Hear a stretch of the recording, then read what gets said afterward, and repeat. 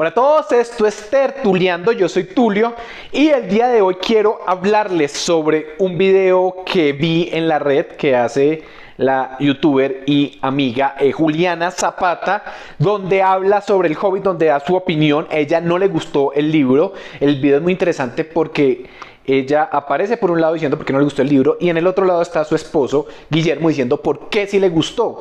Cada uno es libre de tener la opinión que quiera y no es mi intención en este video decirle a ella por qué debió gustar el libro o por qué no. Pero vi varias cosas que me llamaron la atención que me gustaría puntualizar para hablar un poco sobre el Hobbit. Lo primero es decir que el título que aparece en el video, la miniatura del video es El Hobbit, sobrevalorado. No lo menciona tanto en el desarrollo del video donde da su opinión, pero yo quisiera comenzar por ahí. ¿El Hobbit es sobrevalorado? La respuesta es no, un no mayúsculo y grandísimo. El Hobbit no es sobrevalorado porque el Hobbit y el mismo Tolkien es la primera obra que se publica que es como de fantasía como tal, de fantasía que coge elementos mitológicos. Hay que tener en cuenta, y Juliana no lo hace en su análisis, en su opinión, en que esta es la primera obra donde se cogen elementos, donde se crea una nueva mitología. Antes lo que había era que estaba la mitología griega, la mitología nórdica, habían diferentes tipos de mitología y nadie los había adaptado un poco a la modernidad. Nadie había cogido los elfos, que son criaturas que vienen de la mitología nórdica, que tienen su propio reino, que es Alfheim. Nadie coge estas criaturas y las adapta en un nuevo mundo. Por ahí se dice que Tolkien es el equivalente a un pueblo entero, a la mitología de un pueblo entero. Lo que hizo Tolkien en su vida es el equivalente a lo que han hecho pueblos a lo largo de siglos. Entonces el Hobbit es el primer acercamiento, luego ya vendrían otros, pero lo que hizo Tolkien y lo que hizo el Hobbit es de verdad una monstruosidad. Es el comienzo de la Tierra Media, y la Tierra Media es una conjunción de lo que es una mitología, lo que crean los pueblos a lo largo de generaciones. Tolkien lo hizo en una sola vida. Y gracias a Tolkien es que tenemos el resto de autores que hablan de fantasía. Gracias a Tolkien existe Harry Potter y Rowling. Gracias a Tolkien existe George Martin. Pues existe su obra, no ellos obviamente. Existe Sanderson, aunque Sanderson también toma otras cosas. Existe Rothfuss, existe Rick Riordan. ¿Por qué? ¿Por qué existen ellos gracias a Tolkien y gracias al Hobbit? Porque nadie se le había ocurrido antes tomar elementos diferentes de mitologías para crear una nueva historia, un nuevo mundo y acercarlo a la gente, acercarlo a los jóvenes, a los niños y al lector común que por lo general veía este tipo de obras, veía las mitologías como algo lejano. A la mitología griega, eso me lo enseñan en el colegio, eso es aburrido, eso no vale la pena. Entonces esa es la importancia que tiene Tolkien y solamente por eso podemos decir que Tolkien y el Hobbit no está sobrevalorado. Es el padre, es como el gran padre que obviamente uno puede refutarlo, no le puede gustar, pero negar la importancia que tiene Tolkien, pensar que es sobrevalorado, no tiene ningún sentido para mí y esas son las razones. Pero vamos un poco al video de Juliana y a las razones que ella da. Lo que digo, no pretendo cambiar su opinión. Ella tiene su opinión, es respetable, le puede gustar, le puede no gustar. Eso es lo lindo de la literatura. Hay obras que no le gustan, no le gustan. Yo empecé, por ejemplo, a leerme El tambor de hojalata de Günter Grass. Y hay una parte donde un enano se mete en las faldas de una viejita y luego se enamoran y tienen hijos. Y yo dije, esto no es para mí, yo no entiendo esto no se comunica conmigo y dejé de leerlo. ¿Es bueno, es malo Günter Grass por eso? No sé, de pronto la obra mejora más adelante, de pronto no. Pero no era para mí. De pronto más adelante hago el intento de retomarlo. Pero eso no lo hace a él un buen o un mal autor, ni a mí un buen o un mal lector. Es simplemente darle la oportunidad. Entonces ella tiene su opinión, pero sí quiero puntualizar algunas cosas que sí me parecen importantes. Entonces vamos un poco al video de ella. Yo pienso que quizá el error de ella consiste en básicamente dos cosas. Yo viendo los videos que ella hace, ella es lectora de literatura de fantasía contemporánea. Ella, por ejemplo, le gusta muchísimo Rick Riordan, el autor de Percy Jackson, el autor de Magnum Chase, el autor de la crónica de los hermanos Kane. ¿Y cómo es Rick Riordan? Rick Riordan es acción tras acción, tras acción, tras acción, tras acción. Y en mi opinión, ninguna es memorable. Es decir, yo tengo un video hablando sobre Riordan, si quieren lo dejo en la descripción para que lo vean. Y es diferente el ritmo al ritmo que lleva Tolkien. Tolkien es mucho más pausado, es mucho más descriptivo, es narrativamente 1000 veces más rico que Riordan. Entonces, por lo menos la crónica de la Pirámide Roja, la primera de los... Yo de él me he leído la primera de los hermanos Kane, que es la Pirámide Roja, y me leí el primero de Magnum Chase. Está bien, lo hubiera disfrutado muchísimo más si tuviera 12, 13 años. Está bien, pero... Hace 3 años me leí la Pirámide Roja, no me acuerdo de nada, me acuerdo a grandes rasgos de la trama, pero ninguna escena se ha quedado fijada en mí. Si vemos El Hobbit, cuando lo leí, me acuerdo perfectamente el juego de adivinanzas de Bilbo con Gollum, me acuerdo de los trolls que se quieren comer a Bilbo, me acuerdo de las arañas, me acuerdo de la charla que tienen con Smaug, el Magnífico. Entonces, claro, no es acción tras acción tras acción como ella quiere, pero las escenas son mucho más potentes, en mi opinión, obviamente. Entonces, sí, eso tiene que ver, la cuestión del ritmo tiene que ver cómo uno consume las cosas. Por ejemplo, yo ayer me vi una película que se llama Los 7 Samuráis, de Akira Kurosawa. La película dura 3 horas y media. ¿De qué trata la película? La película trata de un pueblo que está asolado por bandidos. Y van la gente del pueblo y va y busca a 7 samuráis que los defiendan. Y la película te dura 3 horas y media. 3 horas y media donde no solamente pasa esto, sino que también se habla de la época, del Japón feudal de esa época, de la psicología de los personajes. Luego hay un remake de la misma historia que se llama Los 7 Magníficos, que ya no está ambientado en el Japón feudal como samuráis, sino que está en el lejano oeste, en el viejo oeste, con 7 pistoleros. La trama es exactamente la misma. Un pueblo asolado por bandidos, buscan a 7 pistoleros que vayan y los defiendan. Esa película dura 2 horas. Y ahí viene un poco el ritmo. Entonces el ritmo japonés es más pausado, más lento. El ritmo norteamericano es ta, ta, ta, ta, ta, ta, ta. A lo que vinimos, vamos al pan, pan, al vino, vino, vamos al grano. Y yo creo que pasa lo mismo también con la literatura británica y la literatura norteamericana. Yo creo que Juliana consume más la literatura, porque los gringos son así, son más de ir al grano, más del momento así cumbre. ¿Es bueno, es malo? No, son diferentes tipos de literatura. Lo que pasa es que pues uno ya escoge sus favoritos. Entonces, en cuanto al ritmo, yo considero que eso es lo que pasa y viene un poco también con lo que buscaba, las expectativas que tiene Juliana. Juliana esperaba encontrar algo parecido al Señor de los Anillos, libro que no se ha leído. Pero antes de eso quiero detenerme porque ella habla de que El Hobbit es una precuela del Señor de los Anillos y es un craso error. Y en esa concepción viene también porque ella se sintió tan decepcionada con este libro. Y es que no es una precuela. ¿Qué es una precuela? Una precuela no es necesariamente algo que pase antes, sino que es algo en el que tú estableces tu mundo. Ganas muchos lectores, gente que se enamora de tu historia y luego de eso te devuelves y cuentas algo.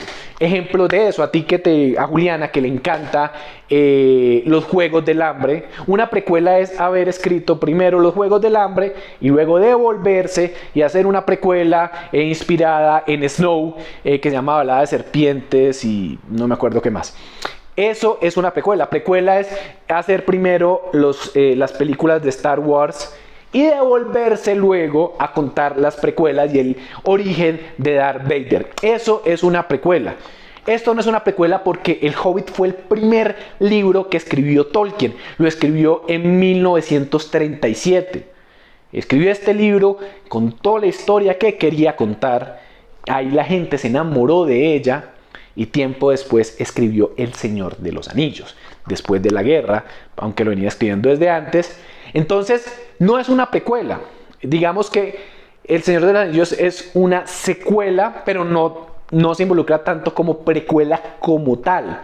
De hecho, la intención de Tolkien no era escribir esa secuela, no era presentar esa secuela después del Hobbit. El Hobbit es un cuento concluso. El Hobbit, y ahí voy a ahorita enfocar eso, porque le dices que deja grandes lagunas que luego quería rellenar. No, de hecho, eso es uno de mis grandes reparos a su análisis, a su opinión, es que no pasa eso. El libro es perfectamente disfrutable como una sola aventura.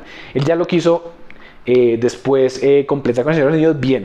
Pero lo que quería hacer Tolkien en un principio, después de que presenta el Hobbit y se vuelve un gran éxito, es presentar el Silmarillion, que de hecho estaba acabado. De hecho, él nunca completa el Silmarillion.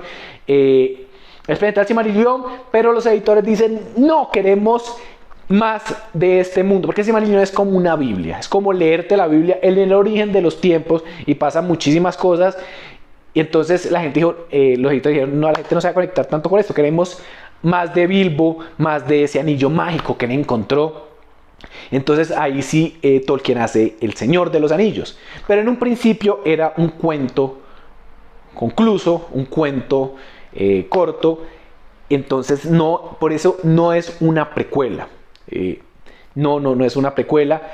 Y la cuestión con la opinión de Juliana es que dice, lo toma como una aventura, toma como algo épico. Ella estaba esperando algo completamente diferente a lo que es el Hobbit. El Hobbit no es una aventura épica. Juliana está esperando que en el Hobbit hayan batallas cada 3 minutos, cada 4 páginas. Y no, de hecho, la aventura que Bilbo le da cuando él escribe el Hobbit, dentro del Señor de los Anillos está escribiendo el Hobbit, es el Hobbit, un viaje de ida y de vuelta. Porque es un viaje. Juliana habla, es que la misión de él, y hace un escuadrón de enanos, escuadrón como si fueran yo tomo escuadrón como si fuera algo de acción, como de infiltración. Y no, es una aventura, y el mismo Bilbo lo dice. Bilbo es una persona que ya está en una edad media, no es un jovencito, es una persona que no sale nunca de su casa.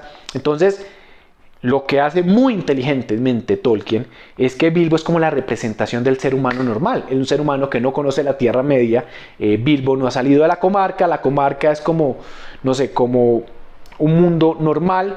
Y nosotros, los seres humanos que leemos esta historia, nos relacionamos con Bilbo y salimos de aventura con los enanos, con Gandalf, y van pasando las diferentes cosas. De hecho, si te pones a ver, aquí no se habla tanto de orcos, se habla de trasgos, que son elementos que estaban en diferentes mitologías, en diferentes leyendas, en diferentes mitos. Es más adelante cuando Tolkien agrupa esto y ya le da el nombre, ya le da la profundidad más grande y más épica.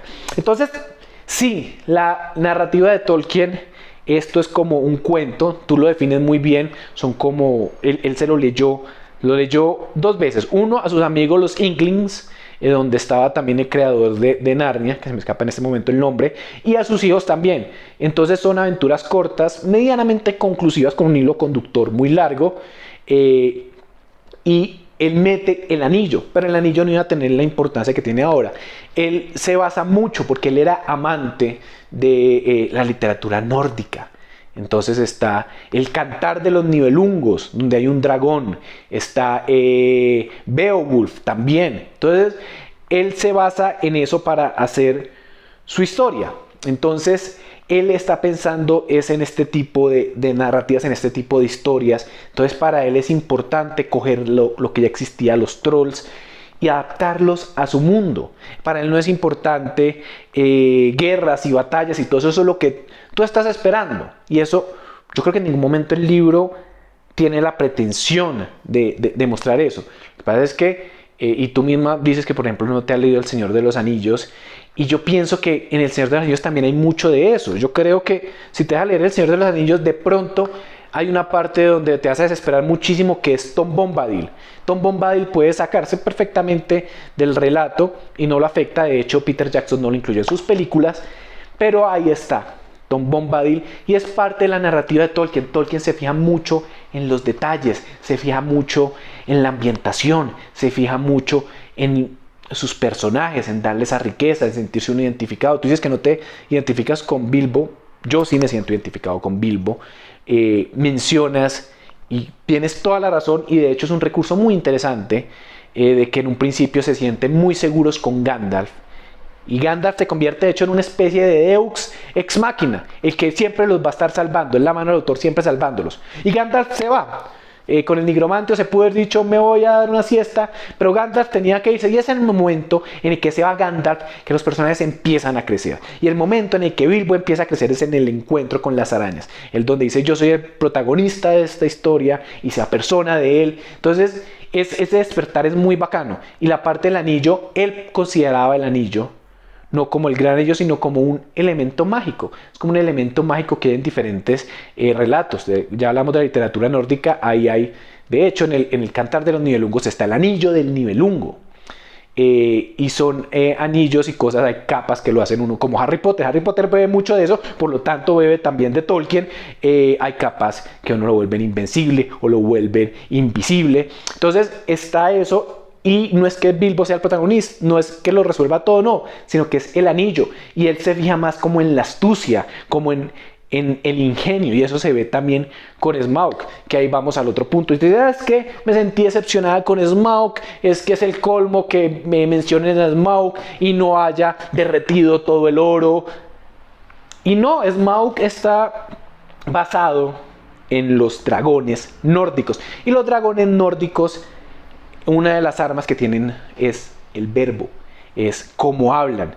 Todo lo que dicen es venenoso, es mentira. Eso él lo explora muy bien en una de las historias del Silmarillion, que es la de Turin Turambar. No te voy a decir porque es magnífica y hay que leerlo. Pero sí, los personajes, los dragones son seres inteligentes y malvados. Entonces tú esperabas que el dragón fuera como los de Juego de Tronos, y estos dragones son diferentes, son dragones nórdicos, son dragones inteligentes, astutos, son dragones que buscan atesorar oro, y por eso no va a quemar, porque va a quemar su propio tesoro, no tiene ningún sentido. Él se va y arrasa el pueblo con fuego, y ahí entra lo que no te gusta. Smaug es invencible prácticamente, pero ahí donde entra a jugar la parte del ingenio, la parte de la astucia. Entonces Bilbo descubre cuál es el punto débil del dragón, y un pajarito, este recurso, de pronto concuerdo contigo que no es tan fuerte, pero el pájaro es el que le dice a Bardo. Si el pájaro no le dice a Bardo que es el punto débil de Smaug, Smaug arrasa con el pueblo. Entonces sí, está la flecha y la flecha lo mata, pero te quejas de esto y no te quejas, por ejemplo, de que en Juego de Tronos está un dragón volando y llega una flecha y lo mata, así como por arte de magia. Y sí, la serie es una mierda y los libros no se relacionan con la serie, pero pues el punto es exactamente el mismo. ¿Por qué no es válido que un dragón, que Bardo mate al dragón sabiendo su punto débil? Y si es válido que un dragón lo mate una flecha de unos barcos, que no tiene ningún sentido. Pero bueno, eso es la serie, que es horrible. Síguete leyendo los libros. Pero bueno, venimos al punto de que pasa eso, porque el punto no es el dragón, el punto no es la batalla de los 5 ejércitos, el punto es el viaje como tal, la aventura que recorre Bilbo Bolsón, la compañía de enanos, no el escuadrón, la compañía de enanos y Gandalf. Entonces, y si mencionas parte de la batalla con Bern convertido en un oso, peleando y batallando, pero es que ese no es el espíritu del libro. Ahí voy un poco con la parte de las expectativas que tú tenías. Las expectativas que son grandes batallas. Para eso está la película. De hecho, a la gente que le gusta El Hobbit, no le gusta tanto las películas. Le gustan los libros, no les gustan las películas. Y yo me incluyo en ellos. Porque Peter Jackson fue medio obligado, no se sintió tan cómodo y se nota. Peter Jackson no quería alargarlo tanto. Es que el espíritu del libro no es una aventura, no es una pelea, no es un libro épico. Entonces, en la primera película, que a ti, Juliana, no te gustó tanto, es donde mejor captura este espíritu. Para mí, haber sido una sola película de 3 horas, contándolo como lo que es, como una aventura. Entonces luego meten, sí, queremos ser el Señor de los Anillos, y meten incluso un romance entre una elfa inventada y un enano. ¿Qué me cuentas, Peter Jackson? ¿Qué me cuentas? No tiene ningún sentido. Entonces, esa es la cuestión. Ver cómo las expectativas que uno tiene y lo que te ofrece el libro. El libro te ofrece una aventura. Y a mí me ofrece una aventura. A mí me encanta la aventura que me ofrece. Las imágenes que te digo a mí se me quedan marcadas. La manera de escribir es maravillosa. De pronto lo que te digo tiene que ver con la narrativa. La narrativa que tiene el que es más pausada, no está como una metralleta de hechos. Entonces la cuestión va por ahí. Y ya para terminar, voy a la parte con la que no estoy de acuerdo para nada, Juliana. Me parece... No. Donde dices, es que me siento leyendo un borrador de Tolkien. Me siento leyendo un borrador de lo que es el Hobbit, que a Tolkien se le fue ocurriendo y fue haciendo un borrador y eso salió el Hobbit. No, Juliana, no. No puedes, está bien, tus opiniones son muy respetables, están ahí. El video obviamente también lo voy a direccionar en la descripción para que la gente lo vaya y lo vea. Y vos podés no estar de acuerdo con la narrativa, vos podés decir, yo quería ver la batalla, yo quería ver más al dragón. Listo, eso es muy respetable. Pero no puedes decir que esto es un borrador, que esto pues que no tiene seriedad, que fueron apuntes que hizo Tolkien y los metió. No. ¿Por qué no? Porque Tolkien era una persona muy perfeccionista. Es tan perfeccionista que él nunca acabó la obra de su vida, que fue el Silmarillion. Es tan perfeccionista que tuvo que ser su hijo Christopher el que tuviera que subir al desván de su papá, pues al estudio, y recopilar información de años y años. Porque ni siquiera el Hobbit es lo primero que escribió sobre la Tierra Media. Fue lo primero que se publicó, sí, pero él desde siempre tuvo esta idea de hablar de esta Tierra Media. Él siempre hizo historias por su parte, y al pobre Christopher Tolkien le tocó coger años y darle un orden. Entonces me parece que de hecho es un poco irrespetuoso pensar que fue como, publiquemos esto es un borrador.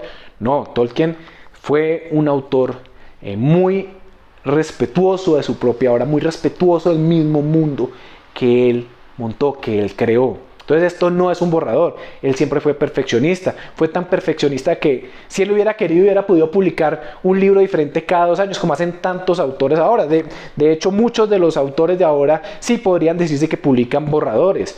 Hay autores que publican por publicar, que hacen su obra y hacen un spin-off contando el punto de vista del otro personaje para vender. Entonces, no es un borrador. Él siempre le dio la importancia que tenía a su obra. Él siempre amó. Yo creo que ahí se habla más es cuestión de amar a los personajes, porque tú puedes amar a tus personajes y darle el tiempo, darle lo que necesita, y otra cosa es publicar por publicar. Hablas de grandes huecos argumentales y solamente mencionas que Gandalf desaparece un momento a otro, era el nigromante. Él completa eso luego en El Señor de los Anillos, pero era porque se tenía que ir para que los personajes crecieran.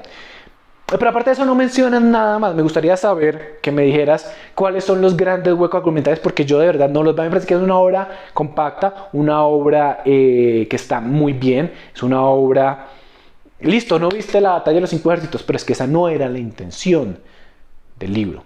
Eso, tú venías con otra expectativa, pero haz de cuenta que esto es lo primero que lees y que no existe nada más, porque eso fue lo que la gente en 1937 vio por primera vez, y eso es como la importancia que tiene Tolkien para quien lo descubre por primera vez. Yo considero que este es un libro para empezar. Yo considero que sí. Yo considero que es para saber un poco más. Mira, tú le diste 2 estrellas, pero quedaste con ganas de seguirlo leyendo. Si el libro fuera una basura, tú dirías, no quiero más. Mira, a mí por ejemplo me pasó con Ray Jordan. No he leído Percy Jackson, que es su gran obra, pero me leí Magnus Chase, me leí Los Kane. No está mal, y continúan, pero no tengo ganas de seguirlo leyendo. No hay algo que me motive a seguirlo leyendo, a involucrarme más en estos mundos que él plantea. Pero bueno, como todo es cuestiones de opiniones, respeto tu opinión, obviamente, pero me pareció importante hacer claridad en estos puntos. Para la gente, obviamente, también que va a empezar a leer el Hobbit, para quienes amamos la obra de Tolkien, también es bueno, como siempre, recordar este tipo de cosas. Y nada, bacano que hayas leído el Hobbit. Espero que disfrutes El Señor de los Anillos, que tiene un poco más lo que tú estás buscando. Y nada, espero que les haya gustado esta opinión. Díganme qué opinan ustedes, lectores del Hobbit. ¿Están de acuerdo con Julián? ¿Están de acuerdo conmigo? ¿Cuál fue su experiencia leyendo a Tolkien? Y nosotros nos estamos viendo en una próxima oportunidad. Estamos hablando